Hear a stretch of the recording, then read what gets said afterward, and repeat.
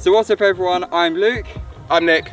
And today we're going to be testing out which board's better for you and be comparing the Onewheel XR to the Evolve GTR. So let's now talk about the features of the Onewheel and the specification. It has a 750 watt motor which is in the wheel, and it's called a Onewheel, so everything is done by this wheel. Now, it has in the back its battery, and that gets around 18 to 20 miles of range. You have your controller and sensor pad in the front. Now, the way this board works, there's no remote, which is different to the Evolve, so it's just a little bit different, but it's very intuitive, I find. So you have two sensors here, and when you come up to level, you see the board turns on, and you deactivate the sensor, and it turns off. One of my favourite things about the Onewheel is its integrated lights. You've got a red light at the back and a white light on the front, and if you go in reverse, that switches round. So that's an awesome feature for nighttime shredding. It takes around an hour to an hour and a half to charge from fully dead, and as we've already said, that's going to get you around 18 to 20 miles of range, so a lot of shredding time can be done from only a few hours on charge, which I love about it. You can shred all day, come back home, have a little drink, put it on charge and go out again. You know, it's epic. What I love about the Onewheel is how capable it is. You can go on the streets, you can do big drops, sex changes, no slides, you know, all those skate childless tricks. Then you can come out and rip along the trails with this big tire. Even on the slick, it's extremely capable, but just like the Evolve, you can change the wheels. So this, you can have a treaded tire if you just wanted to hit the streets. But it's an amazingly capable board, and I personally love it. It fits into my life perfectly. It's a great filmmaking tool, and it's one of the best boards in my opinion if you want all-around capability. Okay, so I'm going to talk about the features of the Carbon GTR. We start at the back of the board. We've got the motors. It's 3,000 watts of power, which means you can go up to 30% rating, which is awesome. Loads of power there. The wheels are pneumatics, off-road knobbly wheels. I'm finding when I ride, which is in GTR all the time, I'm getting around 12 miles, which is pretty good. It's about 90 minutes ride time. The actual style of riding is very much surf, skates style, and that's because of the double kingpin trucks right here. So we're now going to do a speed test between the Onewheel XR and the Evolve GTR. Now on paper, the Onewheel gets 19 miles an hour is its advertised top speed, but you get pushback around 16 to 17. But once you've been riding the board for a long time, you can learn how to push through that pushback to get a higher top speed. How fast does the Evolve go? Well, on paper, the Evolve GTR Carbon is 26 Luke. With my weight, when I'm 75 k's, I get around that. So yeah, looking forward to another. We're going to do a little run now. What's happening? Yeah, let's shred. Okay, here we go. One, go.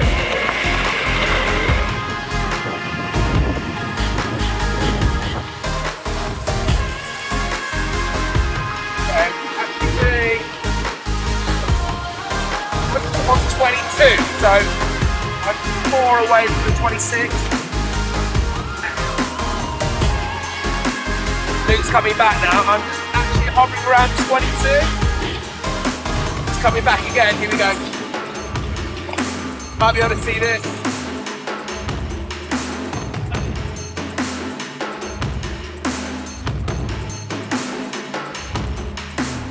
Okay, so we've now just done one speed run. What I found quite interesting was, because the Onewheel has to balance and the GTR doesn't, even though the GTR has way more power on paper and it's a lot faster on paper, the Onewheel was slower acceleration, but we were both holding around 22 miles an hour, but I just couldn't catch him.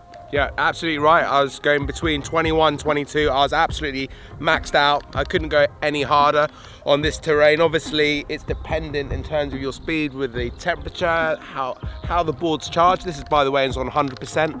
But yeah, I was, I guess, the winner, but we were, both devices were reflecting the same speed, 21, 22. So yeah, I guess we better have another little run if you're up for it, Luke. Yeah, 100%. And just to cover, the GTR was in GTR mode, which is the hardest riding mode it has, and the Onewheel was in mission. Let's do it again and see what happens.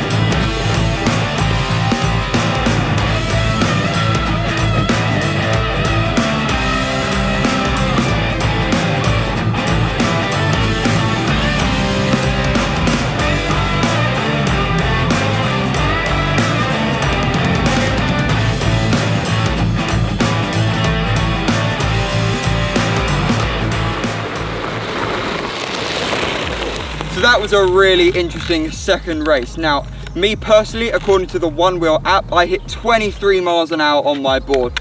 Now, what I found quite interesting was, even though my acceleration was slower again, because it's a 750 compared to 3000, it was around, how would you say, like a third way into the race, the Onewheel just pulled ahead and you were at full throttle. Yeah, I thought on the line, I thought I matched you, maybe I was slightly off, but then you started creeping up and I just couldn't make any ground at all. So it's bizarre, yeah. One trial I seemed to win it, and the next I couldn't keep up with you. So what I'd say from that is basically they seem just as fast as each other. It just depends on the terrain that you're on. I'd say on the street you would win on street wheels, but on this terrain they rip just as hard. But you know what I would like to say, although we're obviously doing a test here, I don't really care, and neither do you. No, because it's all about mixing up a Onewheel or an Eskate, and as long as it works and you're having fun with your bros and you're shredding the gnar, that's what it's about. Well, we're shredding the gnar. On time. Right, let's go. So me and Nick are now going to test the range against the Onewheel XR and the Evolve GTR. We're going to ride to the pub and it should be a fun ride. Now, just to go over this, the Onewheel should get around 18 to 20 miles, but realistically you're more like 12 to 15 with the way I ride in an aggressive riding mode. So this should be an interesting test, and I'm at 93% battery, so we'll see what we're at when we get there. So I'm on the GTR, I'm on 94% at the moment. Also, I ride on an aggressive mode, which is GTR. So in that setup, with the off-road wheels, going on inclines and declines, you're gonna be halving the range. So instead of doing 30 miles on the street setup, I'll be doing more 12 to 40 miles. Let's see where we go. Awesome, let's go.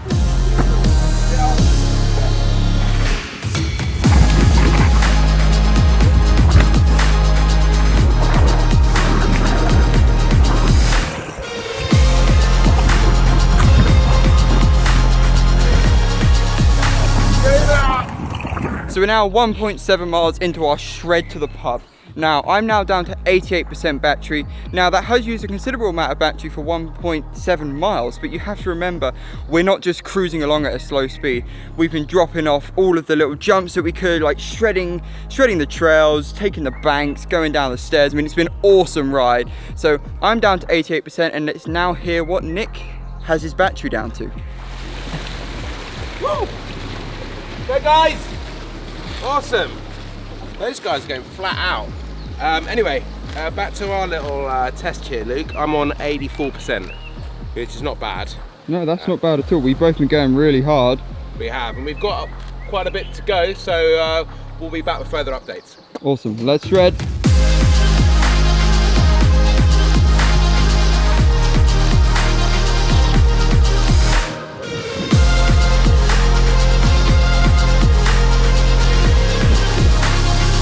Okay, so me and Nick have now just finished testing out the range on the Onewheel XR and the Evolve GTR.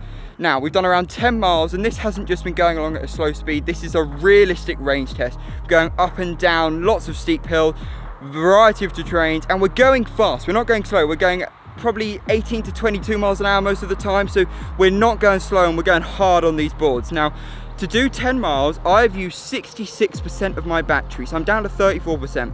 Now, that isn't the best range I've ever got out of this board, but that's realistic.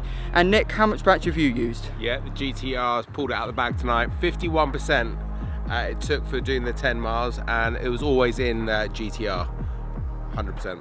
Awesome. So, yes, the Onewheel got a little bit less range, but they're still great range. You're only going to be shredding for around like 10 to 15 miles a day anyway, so they're both great. You know what I like to say, Luke? Shred the gnar. We've both shredded the gnar. I'm at full power right now on the Onewheel. If I push it any harder, the nose would go down, but it's still impressive considering the Onewheel has a 750 watt motor, that it can still do a hill like this and keep me balanced. There you go, take it again. Another one. So, we've just finished doing the hill climb test between the Evolve GTR and the Onewheel XR. Now, what I personally find very interesting is the Onewheel only has 750 watts of power, while the Evolve has 3000 watts of power from its motors. Now, on paper, that means it would thrash the Onewheel uphill, and yes, it does. It's a lot quicker going up the hills and go up steeper because it doesn't have to balance, but me and Nick found it very interesting that even though the Onewheel has so much less power on paper, it's not half as slow. It's still impressive. Yeah, it is incredible, really. What Luke and I found quite staggering was that the Evolve GTR is 3,000 watts of power, the one wheel 750, but it wasn't as if the one wheel was right at the bottom of the hill. It was, yes, it was slower, but it was more than half. So yeah, good work, one wheel. So we're now going to test out the braking capacity and the braking power of the Onewheel XR and the Evolve GTR. We're on a very steep hill here and it's going to be interesting to see how they perform. He's applying the brakes now. You see he's still rolling down the hill. It's very interesting. One of the things I've always liked about the GTR is the power of the brakes. You've obviously got two belts that you can really fully trust, which is what you need. When you're taking it to an extreme decline like this, obviously me being 75 Ks, even leaning back with the brake fully compressed, it couldn't hold me still, but you wouldn't expect that either. What I can tell you is the brakes are great, and I always feel safe when I'm riding this thing. So applying my brakes now, and you can see the one wheel can even reverse if it wants to. It's got enough power using its electronical braking from its motor to hold me on this very steep hill. And for me that's very impressive, but also a great safety feature. If you're weighing a set of traffic lights and it's really steep, you don't have to get off the board and it can hold you there. Let's shred. So we've now done the braking test, and what I found very interesting was, even though the Evolve had very powerful brakes and they feel very quick at speed, what an advantage for me in the one wheel is because that motor can go into reverse, it could hold me on the hill perfectly still. Both great boards, both got amazing braking, but it depends which one suits you. So I'm now going to talk to Nick. We're going to have a conversation just comparing what it's like as owners of these boards and some of the specifications. Now if we're going to talk about the weight of these boards, the one wheel is around 11 kilograms, and how heavy is the Evolve? Around 10 Ks. Now what I really like about the one wheel for carrying is you have this handle at the bottom, which is a really good size for helping carry it. And obviously you can hold your board from the side. But it's interesting to see that they're very similar weight, even though they're proportionally very different. And the other thing that I say to all of my students, if we're going from A to B, maybe it's like 20 meters, there's some deep sand. I use the phrase trolley it. So basically what I do is I say, right, stand up, and then just grab it here, and then always make sure that the motors are obviously on the ground. That kind of works, but and like I see a big advantage of these boards actually as well. When the battery dies, you can still like push that, as if obviously it's harder with the motors, but it's like a traditional skateboard. But when a one wheel dies, it's a heavy thing to carry, because you can't really ride it once it's dead. What I also like about the one wheel is it's quite compact. Actually it's quite short, which means it's really easy to like put in your boot or something. Whereas the Evolve's on a lot longer kind of board. So let's now talk about how long these boards take to charge. For the one wheel, out of the box you get a home charger. Now that'll charge this board in around an hour and a half, and if you buy the hypercharger, you can charge in around 45 minutes, which is extremely fast considering how many miles that'll get you. How long does that take? Between from 0% to 100%, between 3 to 3.5 hours. Really? So it's quite interesting how clearly just the way the batteries work and the way they've been designed, how they can charge differently. But you know, either board, like it's not really that long. You know, you go inside, you have your dinner or something, you put it on charge, you go out and shred the gnar. That's right, 100%. It's all about shredding the gnar. But what I think what you do and I do, which is cool, it's almost like you have the same behaviour as you do with your phone. What I mean is, if you've got 0%, but you want to go for a quick session, you just chuck it in for half an hour, get it up to 25%, and then at least you've got like a good 15-20 minutes. So you don't have to wait for 3 hours. No, exactly. So you don't need what it you want to do all the time. Exactly, So these two boards obviously have two different prices. Now the one wheel, if you bought it in the UK, it's going to cost you £1,750 for the XR. Now this is the top of the line board, but you could also spend £950 for a one wheel pint, which is a smaller, more affordable, easier to get into, but it's obviously not as high performance as this board. But that's not much money considering the mental health benefits that this can bring you. Good point, excellent point. You want to know how much this is? Tell me. Currently, Evolve UK, all in with the 87-inch pneumatic tyres. These are called either off-road or the knobblies, basically. Obviously that's what we need around here. 1639, so just under 1,700 quid. And how much would it cost if you wanted, because I know the Evolve, they offer a kit with two different sets of wheels? That's right. So you can have the street and the AT.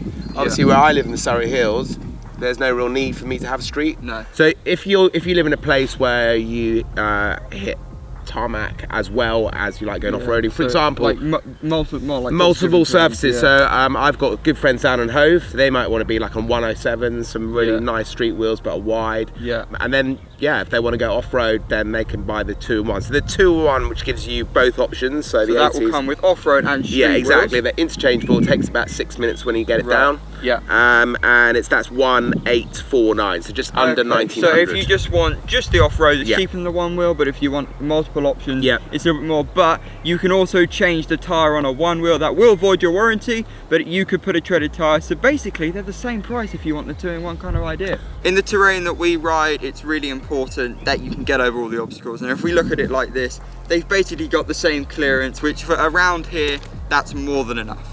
I never really think about ground clearance, it's never a problem. Which is why it's perfect. If you don't worry about it, it's perfect. Exactly. The Bamboo, I think, slightly lower down because of the way the battery's set. It's got on the flex star. Yeah. But even with the still got more than enough. Exactly. With the Bamboo, I will never go over a trail and think, oh, am I going to clear that? Exactly. So let's now talk about how easy these boards are to carve and how maneuverable they are.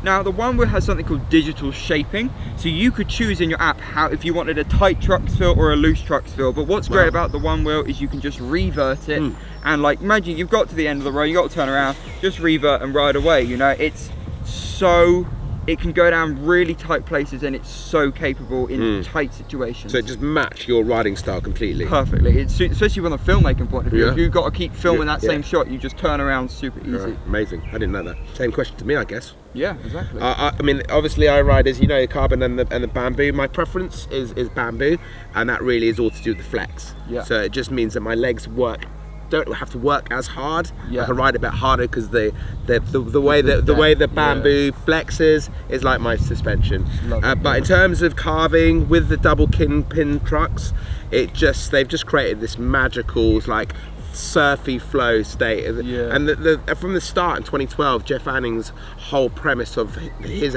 dream of the electric skateboard was to create that snowboard feel, that surfy feel. It's the same vibe. And when you're quite far away from the ocean like we are, we want to get that feeling, and that's what this delivers. Exactly. And I'd 100%. say, from my experience when I've been riding with you, if you are at a really tight place, the one wheel can definitely turn harder, I would say. Totally. But if you want to get into that carve, kick the back out, this is the board for you. Yeah, you got to have both basically. Yeah. So thanks. Can I borrow your one wheel? Yeah, can I borrow that? Yeah, sure. Deal. One of my favourite things about the one wheel is its integrated lights. You've got red lights and white lights on the front. That's awesome for nighttime shredding.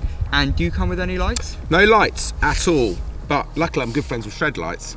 So I've got lights at the front and lights at the back. But yeah, out of the box, you're right, there are no lights. Yeah, I mean, it's so useful for me. I find it really good. It looks sick as well. I just love it. It just looks like a car brake light. Yeah, it's awesome. Is it, when you actually brake, does it flash more? No, it doesn't. But let's say I'm going forwards. I got red on the back, white on the front. If I was to go into reverse, it would switch. So they're intelligent lighting. It's really cool. Integrated lights is a game changer. I'm jealous of your integrated lights, if I'm honest. Yeah. So the one wheel comes with an app, and so does the Evolve. But what you can do in the one wheel app is turn your lights on and off and change your digital shaping. Now I know you have different riding modes, but for the one wheel there is no remote. So you could go into the app, you can change, you know, if you're a beginner you can set it to go slower, if you're more advanced you can set it to go faster. Totally transform and make it the perfect ride for you.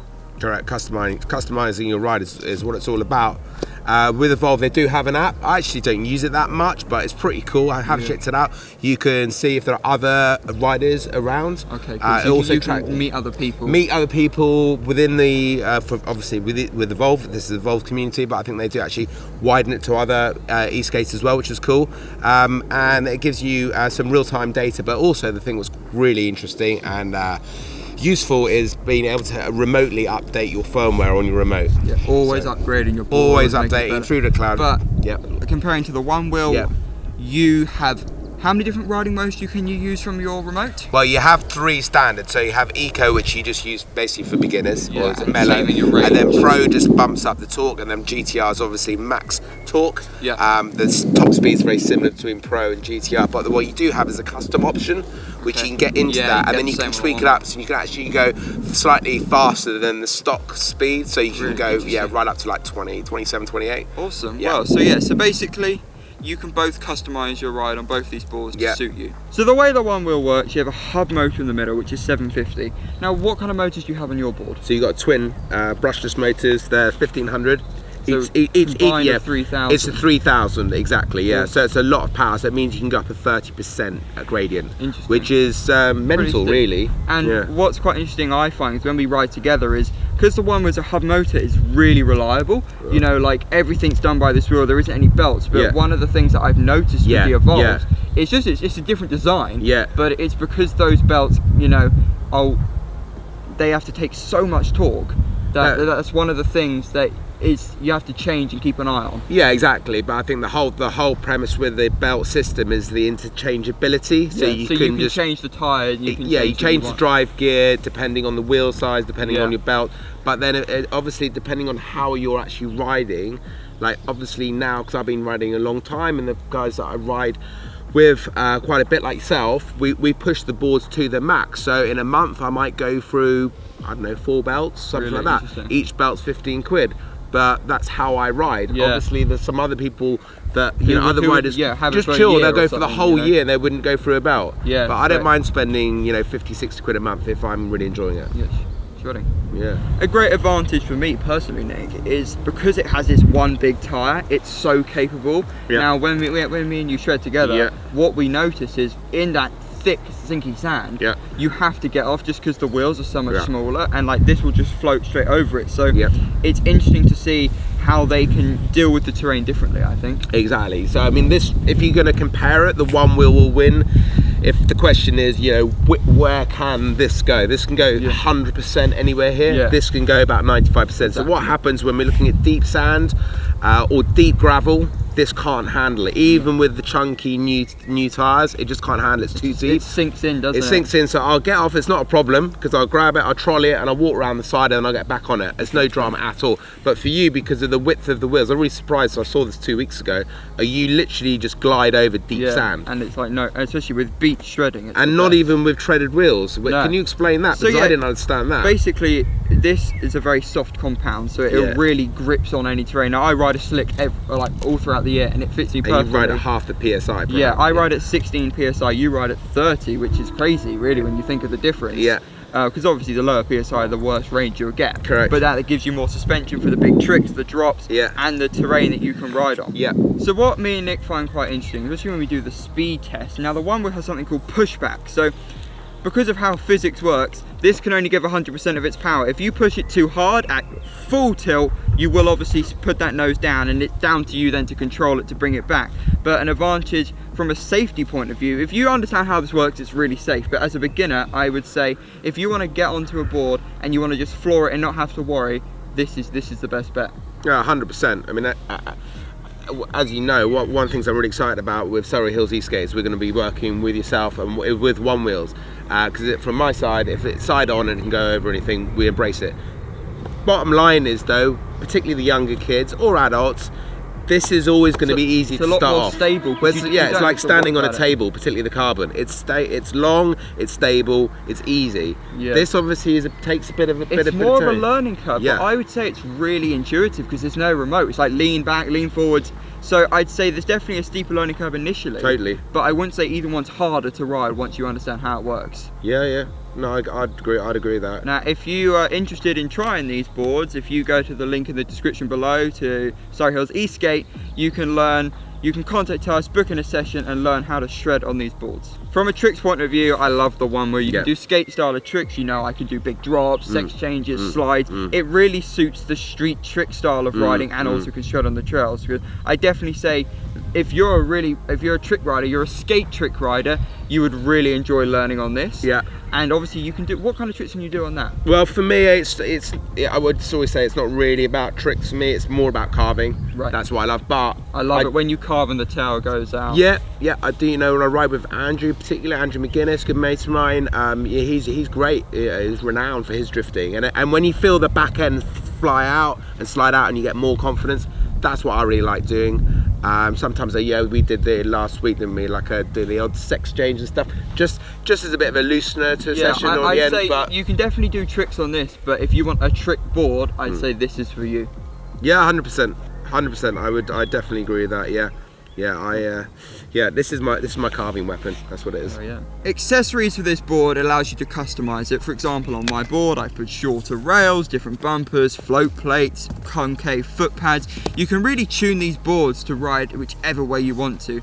Now, what kind of accessories can you buy for these boards? One of the cool things, you can really mix up the look of your board, so you get different colour tyre combinations. Yeah, really suit your own style. Exactly. On the Bamboo you can have it run LED strips, which is really cool, don't draw much power. Yeah. And then I've got shred lights on the front and back, which I love, particularly the new shred light, the SL1000. I think you tried that. Yeah, we did it together in that video, that's right. And then beyond that, obviously Dope Grip Tape, who I proudly work with as an ambassador. Dope Grip, whichever grip you want to shred, will really give you more confidence as well. The Onewheel, its battery is integrated into the back here. It is possible to remove, but it's not a simple thing. You'd have to dismantle the whole back battery pack. So really, the Onewheel battery does not really come out that easily. How about for you? With the GTR Carbon, the access point for the battery is from the top. It's got 12 deck screw pins. With the Bamboo, it's from underneath. For both boards you can get a travel battery, which work really well. So it's designed to come out. Exactly. So if you want, it's basically a fly safe battery. It's under, I think it's under 500 watt amps. And you're only getting 5-6 miles, but if you're in a new place, it's still quite nice. You got 40 minutes time. So yeah, basically, if you want a removable battery that's designed to come out, that's your choice. Yeah, exactly. So thank you for watching this video, and I really hope you enjoyed it, and you now know if the GTR or the Onewheel XR is the board for you. Yeah, and if you'd like to own your own Onewheel or your own Evolve board, check out our affiliate codes down below. Awesome, and if you did enjoy the video, please do like, subscribe, and let us know. Alright then, and I'll see you in the next one. See you then.